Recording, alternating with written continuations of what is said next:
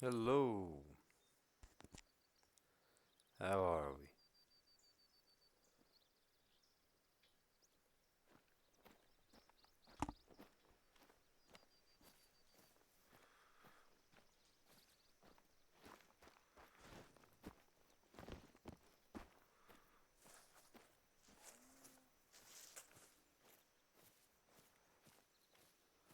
It is very early for me here.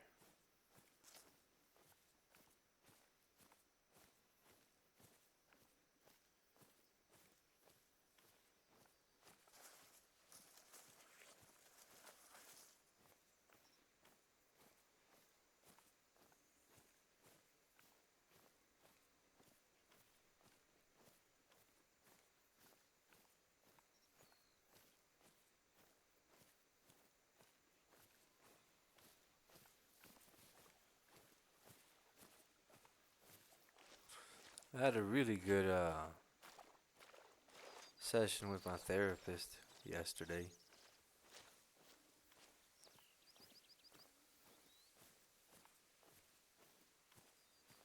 He asks good questions.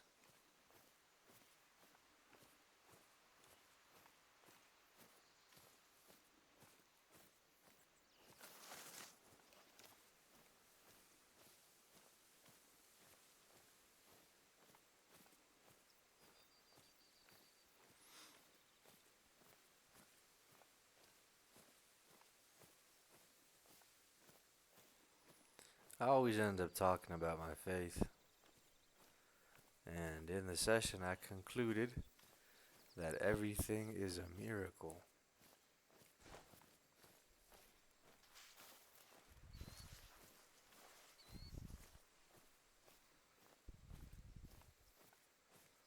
And so I told him, miracles happen all the time. All the time. Everything's a miracle. You and I are miracles. And then I told him that as I was saying that, I started kind of being conflicted and I didn't understand why then I feel shame and discomfort. I feel like so challenged. I don't know if that's the right word. I feel like whenever I talk about a dream or a goal, I'll be met with all sorts of negativity to the point where it's hard for me to even trust kindness and positivity. It's also unfair of me to expect others to have the same faith in my goals and dreams, right? I know my path better than anyone else. That's another thing. I saw a video about a dude who like runs his own business saying no one knows your business better than you. And you can take that about with just about anything you're working on. Like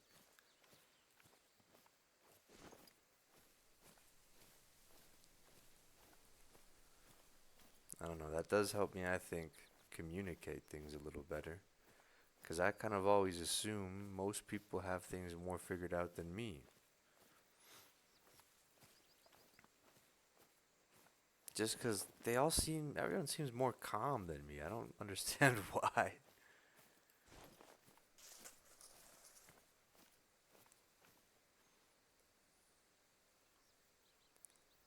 I don't understand why. Let's go this way.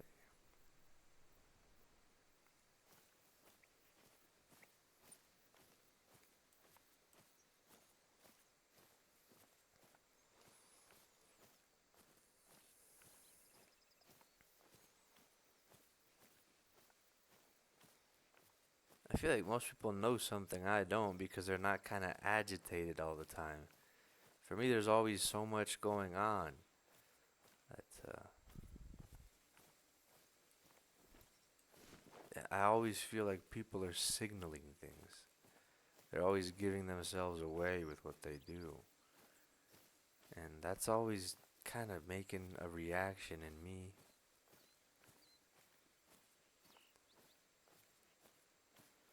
Other people don't seem to be so affected. The word I've used is I've called myself excitable.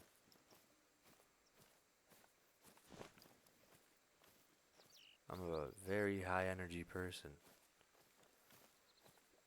And I just think like there's so many problems to solve all the time. And so most people seem a bit more resigned or at ease. So I kind of assume they must know something I don't. But the more time passes and I try stuff out, the less I believe that. A lot of people are just kind of tired of trying or scared to try to change anything.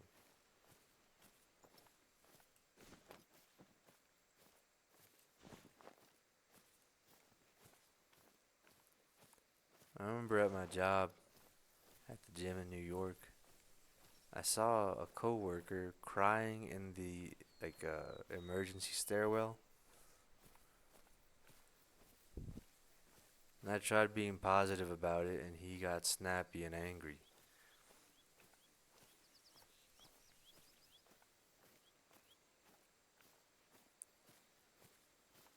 I just told him like, no man, like this isn't a bad job. It's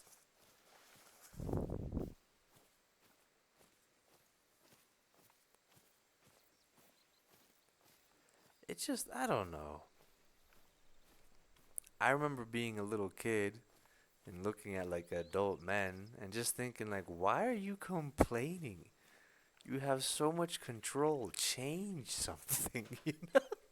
Like as a little kid, I was just like, well, shit. All I want is to play more video games. No one's telling you to go to bed early. Like, why are you like in any way sad or bitter or angry?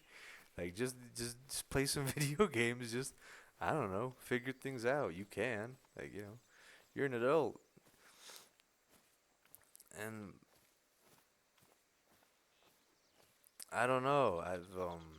I've been lucky enough to have like coaches and teachers that challenge the comfort I find in routine.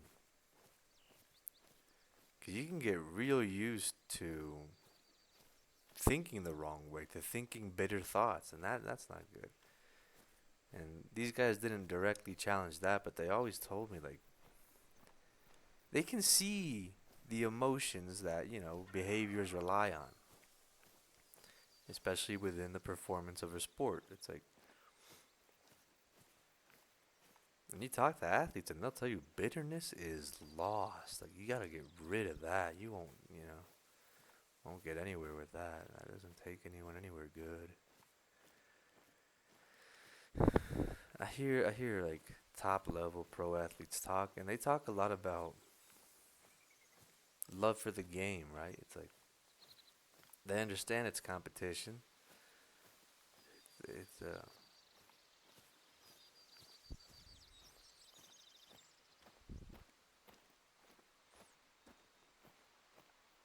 love for the game.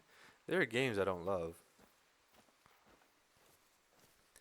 Some people really enjoy office politics. I don't. I love creating. I love being challenged to make something better than someone else.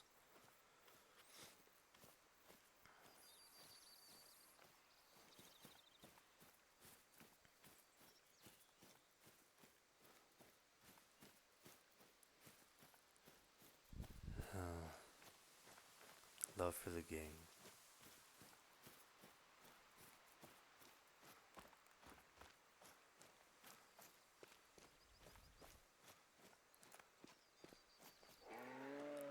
I'm inclined to say you can apply that and kind of turn that into love for life and benefit a lot from that. But I don't think you should be too attached to life because Jesus says you should give up your life for Him and then you'll find true life. So, love for God, personally, not as in love for a game or an experience. A personal love for God.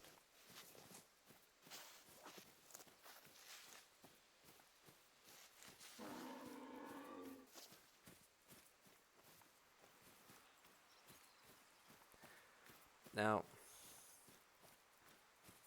I'll go back to what I was saying, where I kind of just expect opposition all the time to nearly everything I say.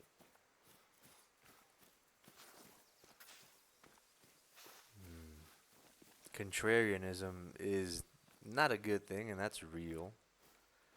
But I also think that I could work on the feelings I emit because people respond to the feeling you communicate and not really what you're saying.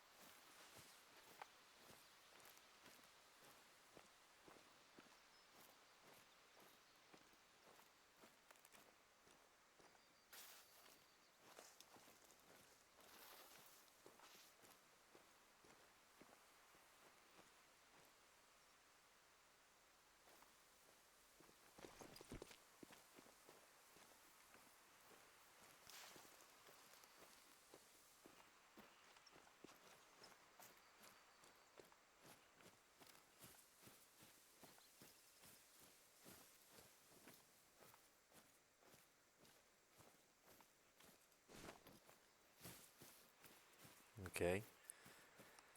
But then also kind of yes and no, because Jesus communicated pure love and he was crucified. So they don't really respond to. I don't think people. I don't know. I don't know. I don't know. I shouldn't kind of blame. I blame myself for how people react to what I say. I don't think that's good.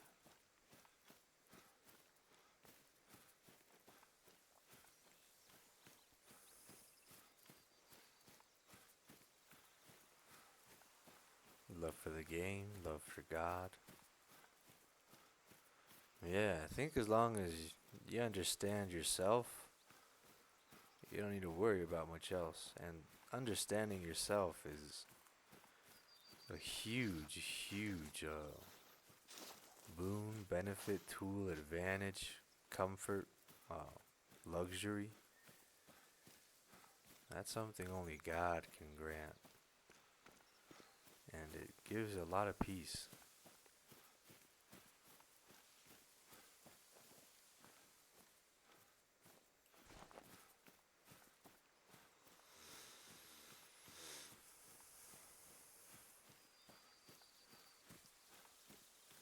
Lord, I want to understand myself.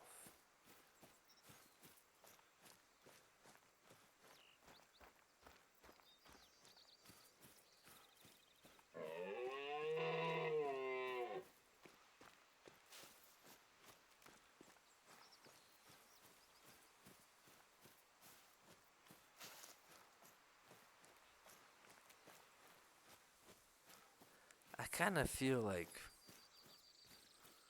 oh, I don't know.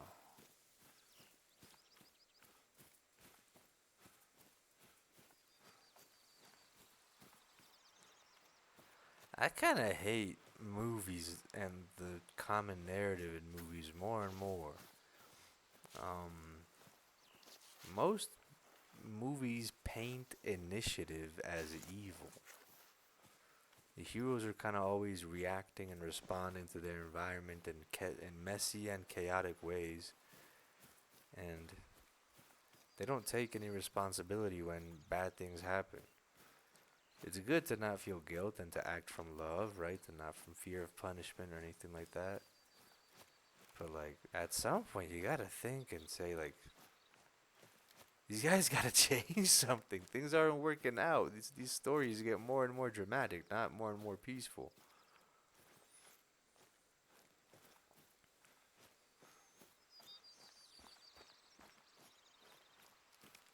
You know what? I think about Fez from Euphoria. I like him. He's a cool character. In the series, in the show, the character brought his own tragedies upon himself. He could have been colder, right? He could have cut relationships. He could have moved away or something. He had some cash, right? I don't know. I don't know. I don't know. Maybe the options were more. He could have gone to God. He could have turned to faith. He wasn't.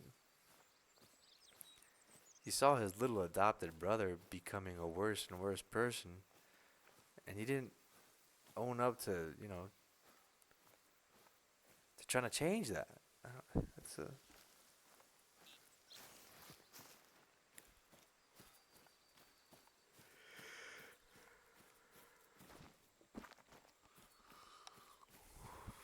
there should be a Christian character on Euphoria, and you know what? There kind of is.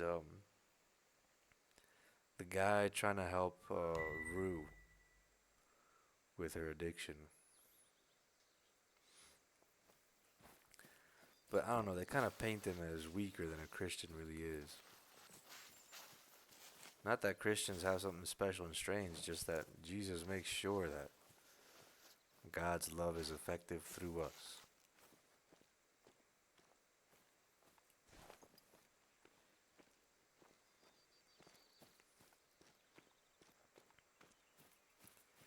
Faith is effective, undeniably, and I remember what it was like to be so doubtful and scared when I was younger. And it's still hard for me. Like,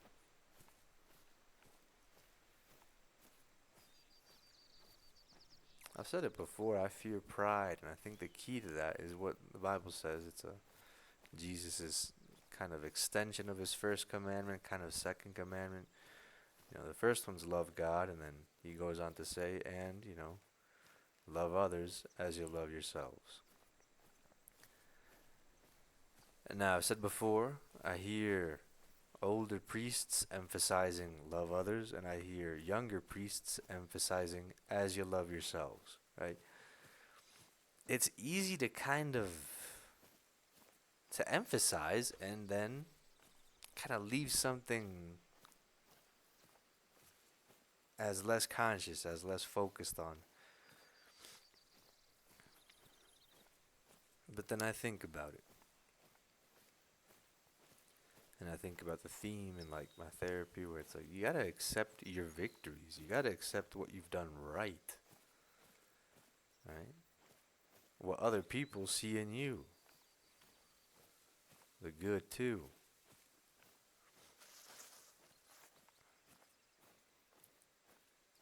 Okay.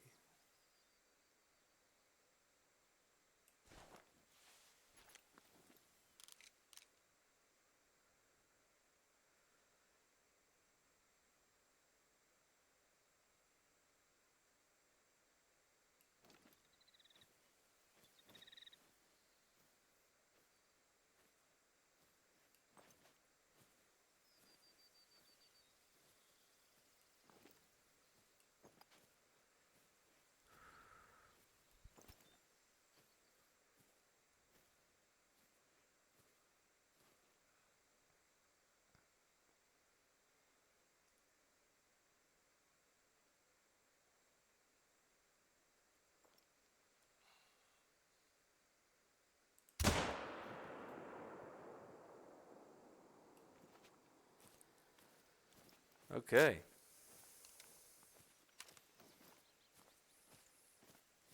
Thank you, Lord. You gotta accept the good too.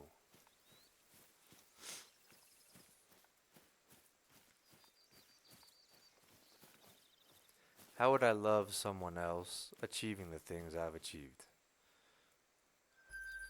I'd kind of just really love that dude. Like, I'd be happy that person exists. Because, I mean, I don't know. I don't want to hear about. I feel like I've given up, you know, the traditional image or what was expected of me, which is, just corporate job from college graduation until death. And, I'm really happy I gave that up. And I see other people feeling what I felt, which is fear and loneliness and confusion and dissatisfaction, and they don't know why, and they haven't been taught spirituality, and they haven't been taught love for God. And I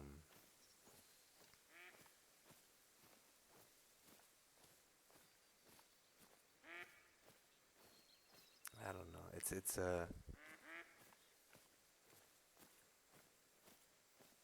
God reassures me. I've prayed for reassurance and confirmation, and God kind of gives me little signs all the time. It doesn't really let me get too scared or doubtful.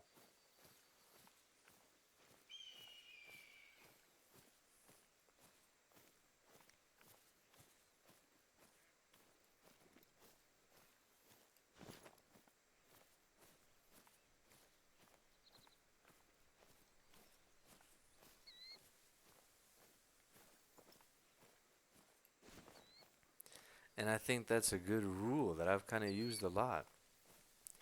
Are you someone your 10-year-old self would approve of? Are you someone you would like to meet? Hopefully, that just kind of lets you see yourself more lovingly. Hopefully, that just kind of lets you see that maybe your expectations for yourself are harsher than what you expect from others.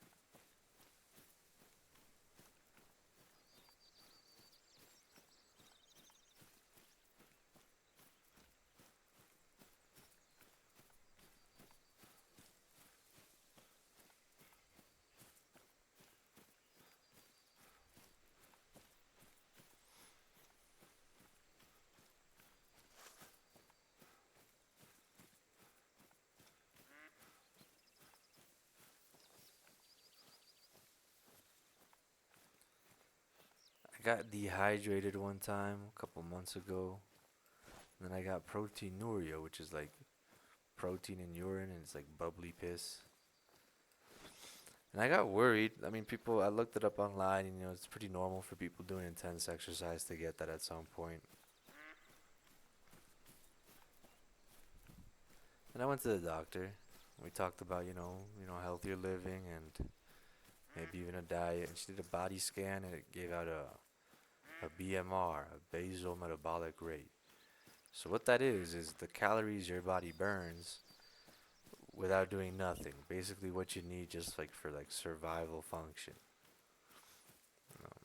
Not truly survival function. You can go below that in calories for like a period of time, and you'll lose weight like that. But anyway, she recommended I go. She said she heard me talk about the exercise I was doing. She said she was good with athletes, and then she told me to go 100 calories below my basal metabolic rate. And I was really disappointed and let down to hear a doctor talking like that. And I hope she doesn't say that to her other patients, cause like you could really kill someone doing exercise if you tell them to eat that little. It's you gotta take into account the calories you burn and what demands for nutrition the exercise creates.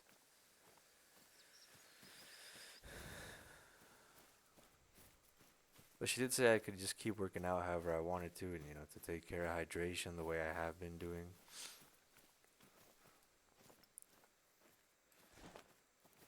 I'm not sure, man. I don't know. Ooh, look at that. I was let down, but I don't know what I expected. I wanted kind of relief. I wanted to make sure I wasn't doing anything wrong by continuing to work out, and I got that. And there's more tests to run to make sure nothing's like absurdly wrong or I don't know, to see what my needs are.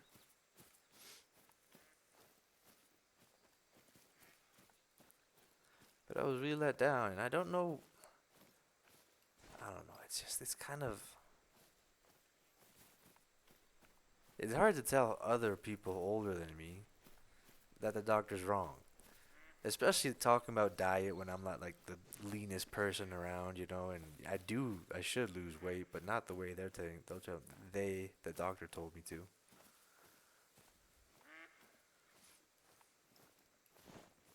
I've been focusing on strength, and I've been getting stronger, and then I dropped the weight for health, and I lost some strength, and I'm really sad about that. And I'm recovering strength, and I want to keep getting stronger while still burning fat. It's hard. That's not something common. It's a it's easy to gain strength or lose weight, right? Not both at the same time.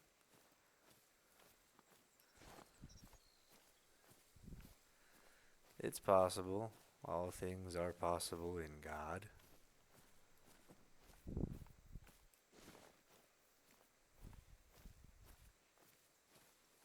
I just want that, from everyone, and that's unfair to them and too much to ask for, but I still want it. I want more faith from everyone. I don't want dreams and the expression of dreams to be met with fear. Care, sure, you know. People saying, "Hey, watch out for this." Maybe, okay. But why not just like, "Hey, like I have this dream too." That'd be cool. I like that.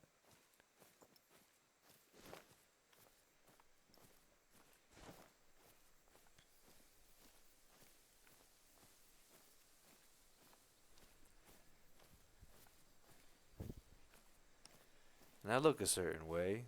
I'm a grown man now. So people kind of expect me to carry the initiative, especially with things like that. I don't know. It's hard to see doctors change their attitudes toward me just 'cause like I look different now. And maybe I just haven't found good doctors. It started when I went to college just 'cause like,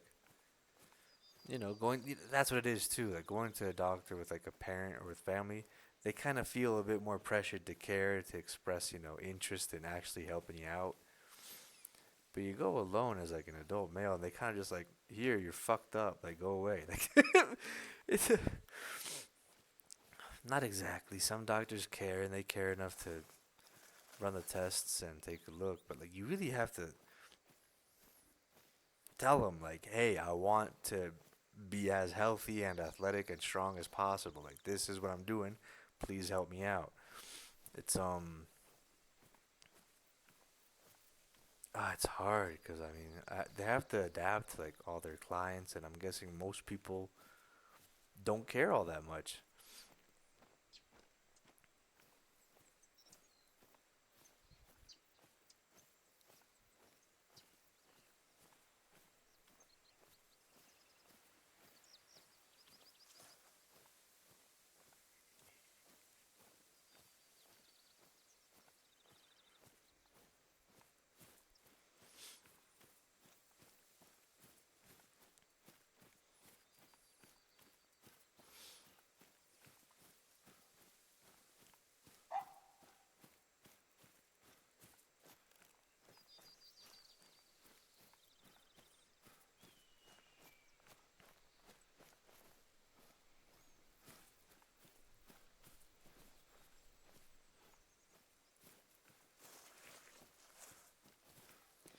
Cardio seems to be a better way to regulate your health and your body weight than limiting food if you're trying to keep and gain strength. I don't I don't love restrictive diets not only because it kind of limits exercise and like output and sometimes strength, and honestly most more than anything how good it feels to work out. It can feel horrible. You can probably get the same stuff done with less food in a workout, but it feels so much worse. It feels so much worse. But especially with carbs and strength training. Forgot what I was saying with that. Yeah, cardio seems to be a bit better, and restrictive eating can do really uh not good things to people's minds. Not particularly for any strange reason. I just think like it can lean into people telling themselves that food is bad, and that's kind of like self-destructive and a bit um not self-loving is how I would describe it. Yeah, I think healthy food is good.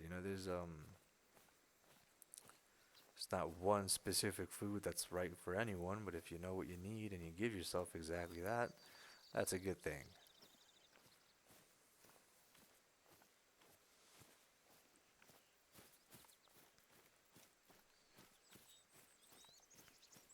I used to be real serious about getting my protein in, going with all the recommendations.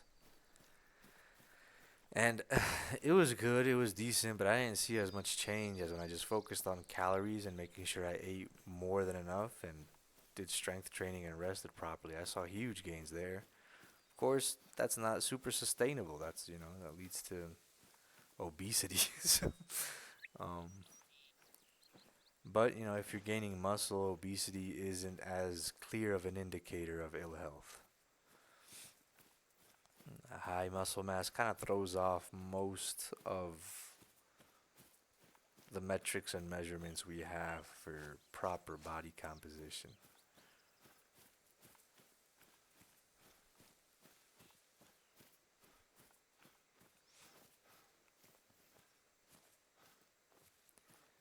I don't know, man. There's so much that goes into it. There's so much that you can do.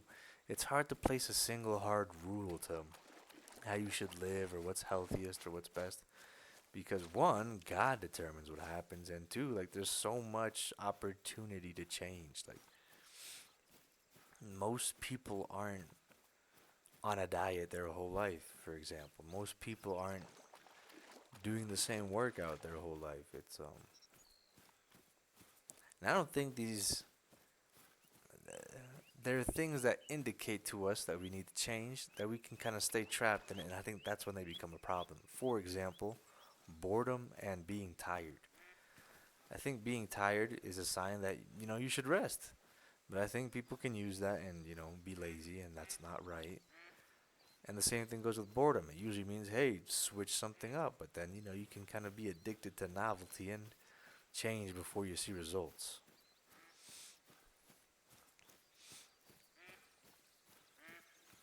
You gotta rely on God. First and foremost, you must rely on God. Look at that. Okay, kind of far away. See how close I can get.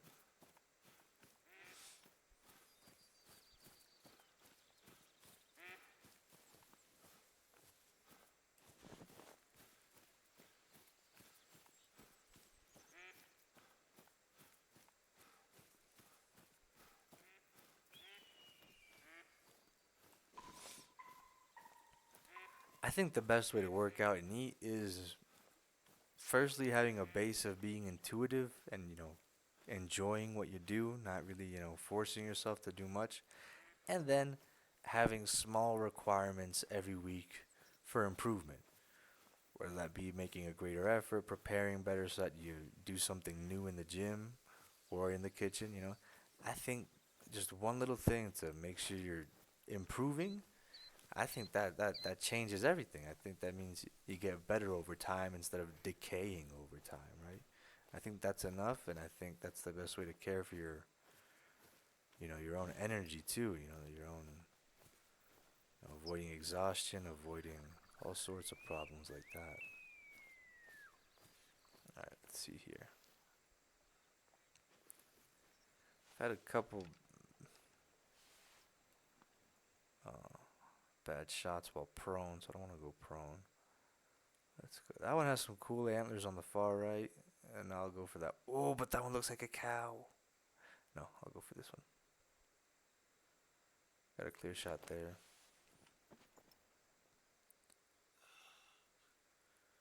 I'll wait for it to stand up again. And I'll see if I can get the cow looking one too. Okay. Cow looking one's like underwater there to the left now. Okay. Not perfect. I'll take it. Oh, look, it's over there. And it kept running. Now, the first one we shot is floating right towards me, so I'll kind of just sit pretty. I'll check the map to see if the other one fell. I don't think I hit the other one the right way. Oh, maybe. Maybe. That kind of just changed the tone. Got a little more intense there.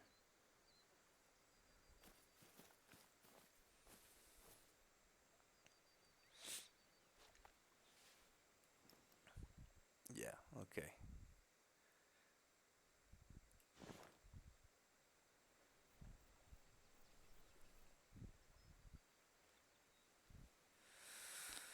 Thank you, Lord.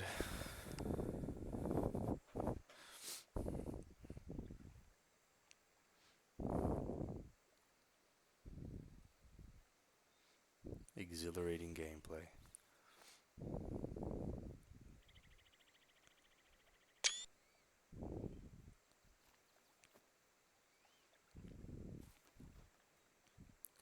So, loving others as you love yourselves. But then he also says, forget yourself, deny yourself, pick up your cross, and follow me. I don't know. I used to think it was simple. I used to think it just made sense. And it kind of does as a kid. They say that the kids carry God's commandments in their heart. And we all should, but we kind of, you know, through sin can lose sensitivity, can to the voice of God, to the voice of our conscience. Cool. I'll run around and see if we got the other one.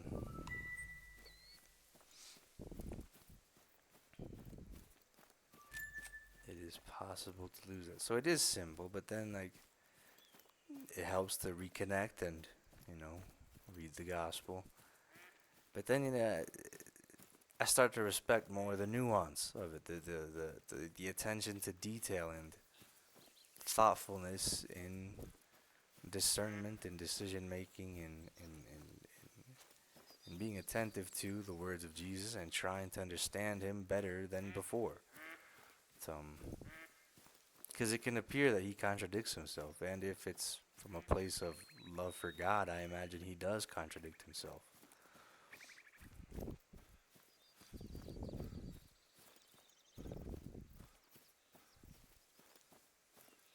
You know, God is the origin and all powerful. He doesn't have to make sense if he doesn't want to.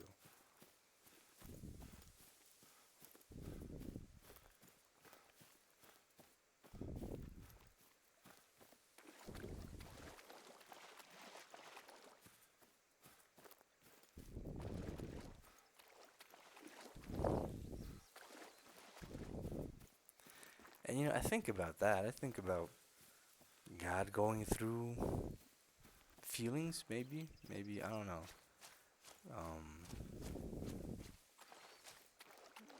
Apparent changes in demeanor, in mode of operation, and all organizations and institutions that rely on an unrealistic simplicity kind of lose meaning to me. Number one is like, I don't know.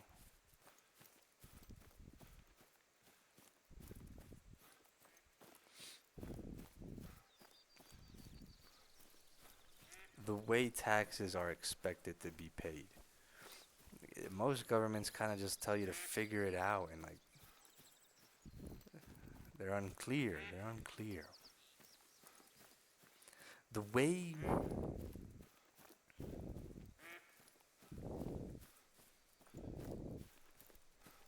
I see governments that take care of small countries or smaller populations, they tend to be happier. I imagine things are simpler for them. Because it's like, I think it's ridiculous how much we rely on people who we might never see or speak to or understand. You know? That's a bit ridiculous to me.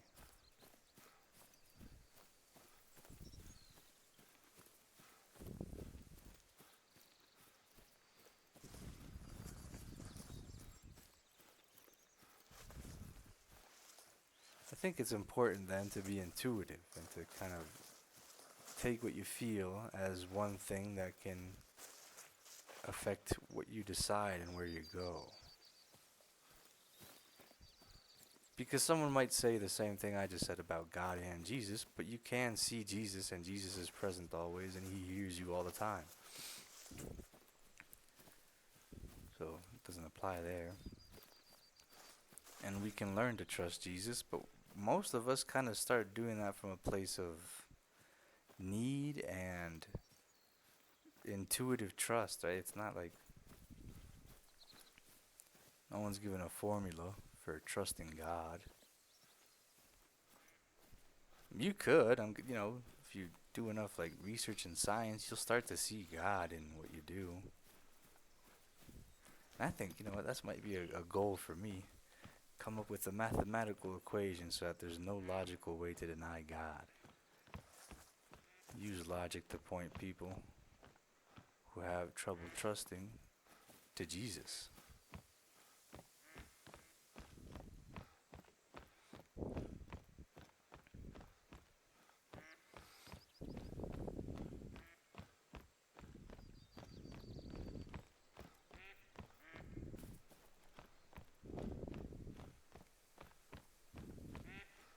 A mathematical equation that points to God.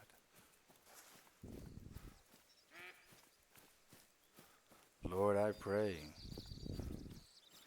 an absolute proof of you, undeniability, O Lord, of faith.